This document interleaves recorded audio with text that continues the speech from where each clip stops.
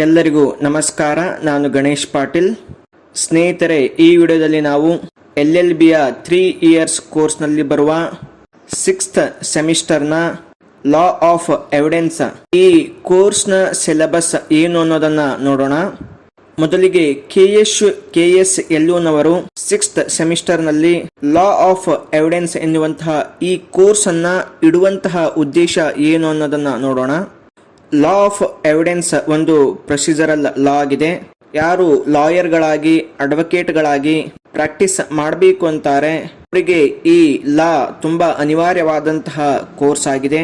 KSLU ನ ಮುಖ್ಯ ಉದ್ದೇಶ ಏನು ಅಂತಂದ್ರೆ ಲಾ ಸ್ಟೂಡೆಂಟ್ಗಳಿಗೆ ಎವಿಡೆನ್ಸ್ ಬಗ್ಗೆ ಮತ್ತು ರೆಲೆವೆನ್ಸಿ ಆಫ್ ಫ್ಯಾಕ್ಟ್ಸ್ ಗಳ ಬಗ್ಗೆ ಮತ್ತು ಪ್ರೂಫ್ ಗಳ ಬಗ್ಗೆ ಯಾವ ರೀತಿಯಾಗಿ ಎವಿಡೆನ್ಸ್ ಗಳನ್ನ ಪ್ರೊಡಕ್ಷನ್ ಮಾಡಬೇಕು ಅನ್ನೋದ್ರ ಬಗ್ಗೆ ವಿದ್ಯಾರ್ಥಿಗಳಿಗೆ ಪರಿಚಯ ಮಾಡಿಸಬೇಕು ಅನ್ನೋ ಉದ್ದೇಶ ಇಟ್ಕೊಂಡು ಈ ಒಂದು ಕೋರ್ಸ್ ಅನ್ನ ಪ್ರಿಪೇರ್ ಮಾಡಲಾಗಿದೆ. ನೆಕ್ಸ್ಟ್ ಈಗ ಈ ಕೋರ್ಸ್ ನಲ್ಲಿ ಬರುವಂತಹ ಕಾಂಟೆಂಟ್ಸ್ ಗಳು ಏನು ಅನ್ನೋದನ್ನ ನೋಡೋಣ. ಈ ಕೋರ್ಸ್ ನಲ್ಲಿ ಮೊದಲಿಗೆ 5 ಯೂನಿಟ್ ಗಳಿವೆ. ಫಸ್ಟ್ ಯೂನಿಟ್ ನಲ್ಲಿ ನಾವು ಸಬ್ಸ್ಟ್ಯಾಂಟಿವ್ ಲಾ ಮತ್ತು ಪ್ರೊಸೀಜರಲ್ ಲಾ ಮಧ್ಯೆ ಇರುವಂತಹ ವ್ಯತ್ಯಾಸ ಏನು ಅನ್ನೋದನ್ನ ಇಲ್ಲಿ ನೋಡ್ತೀವಿ. ಇಂಡಿಯನ್ ಎವಿಡೆನ್ಸ್ ಆಕ್ಟ್ 1861 ನ ಶಾಲಿಯಂಟ್ ಫೀಚರ್ಸ್ ಗಳು ಅಂದ್ರೆ ಗುಣಲಕ್ಷಣಗಳು ಏನು ಅನ್ನೋದನ್ನ ನೋಡ್ತೀವಿ. ನಮ್ಗೆ ಇದೇ ಯೂನಿಟ್ ನಲ್ಲಿ ಫ್ಯಾಕ್ಟ್ಸ್ ನ ಬಗ್ಗೆ ಎವಿಡೆನ್ಸ್ ನ ಬಗ್ಗೆ ಸ್ವಲ್ಪ ಇಂಟ್ರೊಡಕ್ಷನ್ ಇರುತ್ತೆ. ಎವಿಡೆನ್ಸ್ ಗಳಲ್ಲಿ ನಾವು ಸರ್ಕಮ್ಸ್ಟಾನ್ಷಿಯಲ್ ಎವಿಡೆನ್ಸ್, ಡೈರೆಕ್ಟ್ ಎವಿಡೆನ್ಸ್ ಅಂದ್ರೆ ಏನು ಅನ್ನೋದನ್ನ ನೋಡ್ತೇವೆ. ಮತ್ತು ಕೆಲವೊಂದು ಲಾ ಆಫ್ ಎವಿಡೆನ್ಸ್ ನ ಬಗ್ಗೆ ಇರುವಂತಹ ಪ್ರಿಸಂಪ್ಷನ್ಸ್ ಗಳು ಅಂದ್ರೆ ಭಾವನೆಗಳು ಏನು ಅನ್ನೋದನ್ನ ನೋಡ್ತೇವೆ. ಮತ್ತು ಇದೇ ಯೂನಿಟ್ ನಲ್ಲಿ ವಿಟ್ನೆಸ್ ಅನ್ನ ಎವಿಡೆನ್ಸ್ ಆಗಿ ಯಾವ ರೀತಿ ನೋಡಬೇಕು ಅನ್ನೋದನ್ನ ಸ್ಟಡಿ ಮಾಡ್ತೇವೆ. ಈ ಯೂನಿಟ್ ನಲ್ಲಿ ಡಾಕ್ಟ್ರನ್ ಆಫ್ ರೆಸ್ ಗೆಸ್ಟೆ ಅಂತೇಳಿ ಬರುತ್ತೆ. ಇದೇ ಯೂನಿಟ್ ನಲ್ಲಿ ಎವಿಡೆನ್ಸ್ ಆಫ್ ಕಾಮನ್ ಇಂಟೆನ್ಷನ್ ಅನ್ನ ಸ್ಟಡಿ ಮಾಡ್ತೇವೆ. ಮತ್ತು ಅಡ್ಮಿಷನ್ಸ್ ನ ಬಗ್ಗೆ ಕೂಡ ಈ ಯೂನಿಟ್ 1 ನಲ್ಲಿ ನಾವು ಸ್ಟಡಿ ಮಾಡ್ತೇವೆ.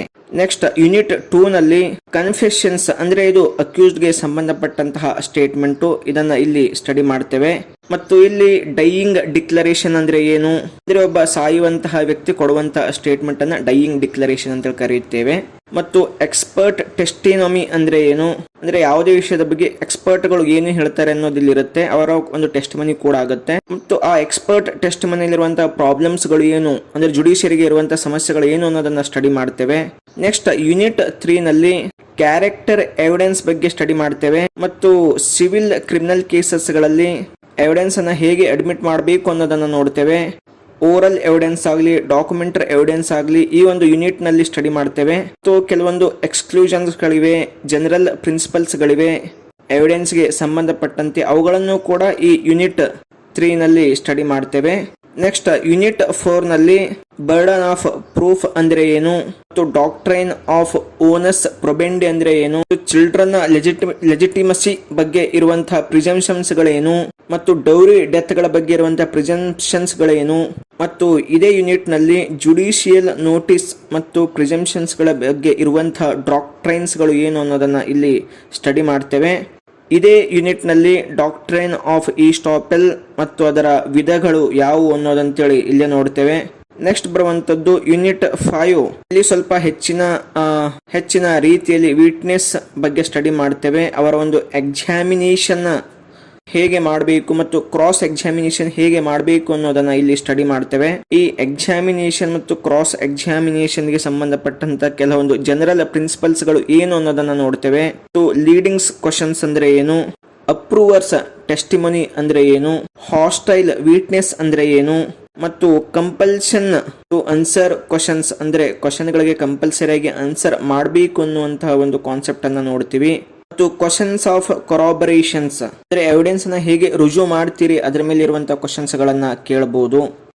ಸೊ ಈ ರೀತಿಯಾಗಿ ಈ ಯೂನಿಟ್ ನಲ್ಲಿ ಯೂನಿಟ್ 5 ನಲ್ಲಿ ಈ ಎಲ್ಲಾ ವಿಷಯಗಳನ್ನ ನಾವು ಸ್ಟಡಿ ಮಾಡ್ತೇವೆ.